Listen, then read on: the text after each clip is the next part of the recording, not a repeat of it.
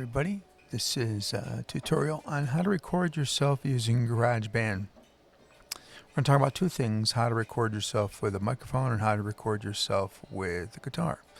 If you look at your screen over on the right hand side, see this is our Scarlett USB interface.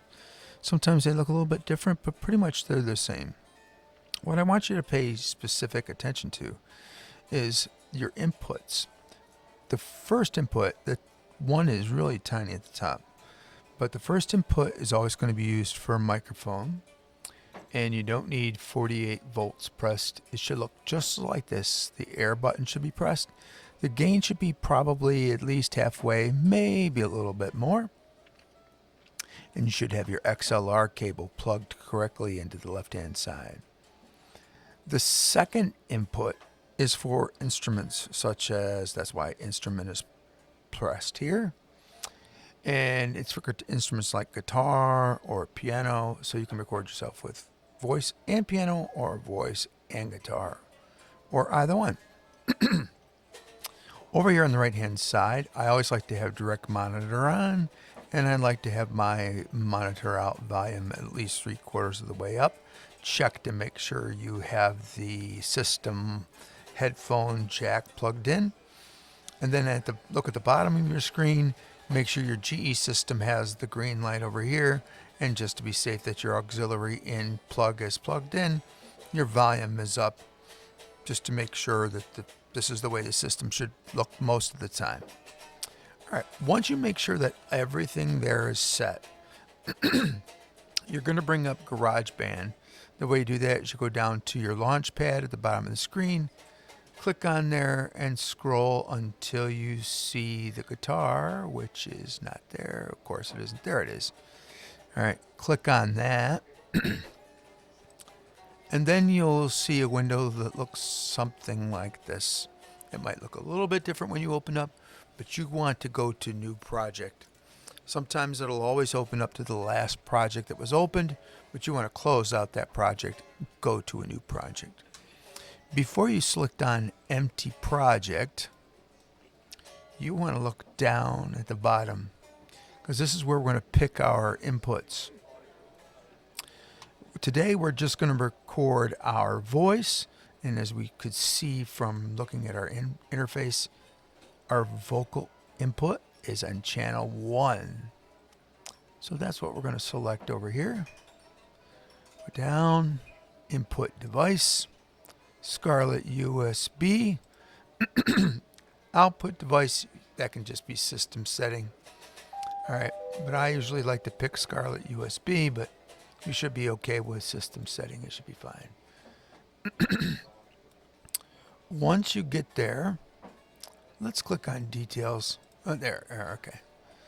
I'm surprised that we don't see the option to go input 1 or input 2, but we'll deal with that later.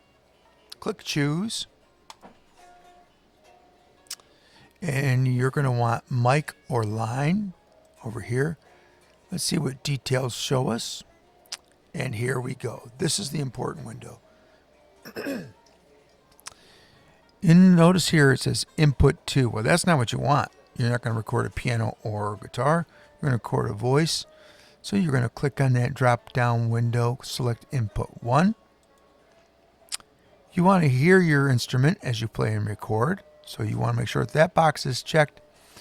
Your instrument is connected with the Scarlett USB, and you're going to hear your sound from Scarlett USB. Click create.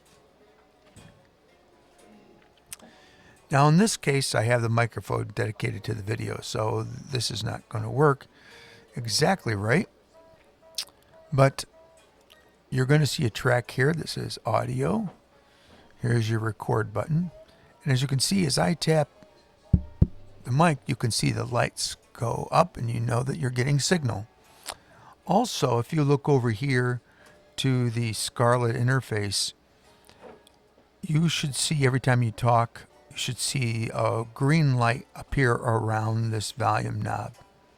All right. That means you're getting signal to the red box. And that's the most important thing. The first link in the chain, you have to make sure you can see every time you talk into the microphone that you see a green or yellow sometimes light in here. You want to make sure that that light is not red because that means your gain is too hot. So I like it to be green, maybe a little yellow every once in a while.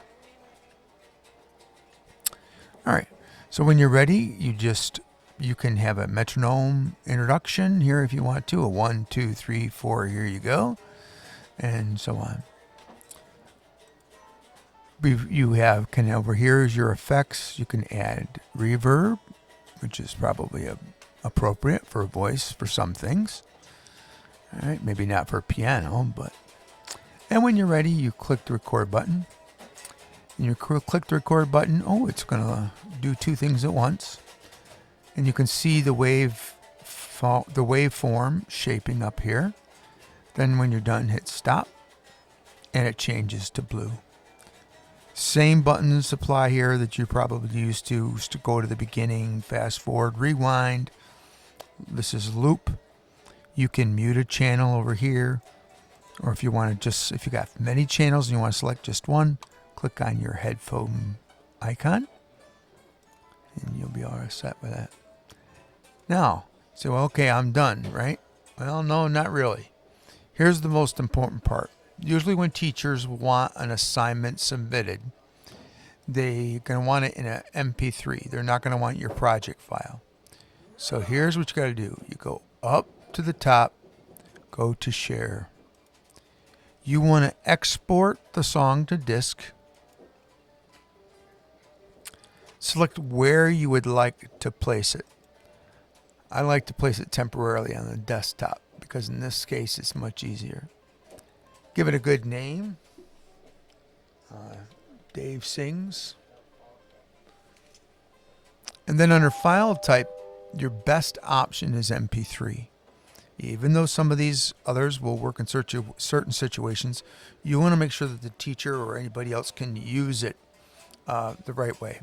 If you're recording a disc or something, if it's going to be put out onto Spotify or something, you want to change this quality to, high or highest quality, and then maybe a WAV file. But that's going to take a lot of memory. You won't be able to email it or share it. It's kind of like if you're going to burn it somewhere or keep it on a hard drive. All right. So then go to export.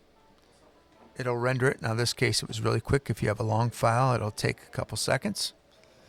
And you'll see it spin along. And then you're all set. Go and save your project under Save As.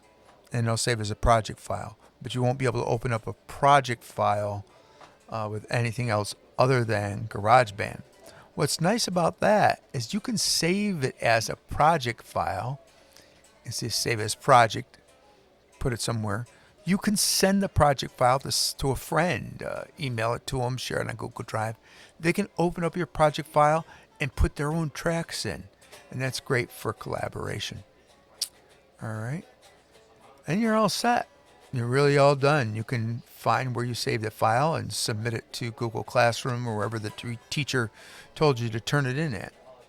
All right. If you have any problems, ask for some help. Thank you very much.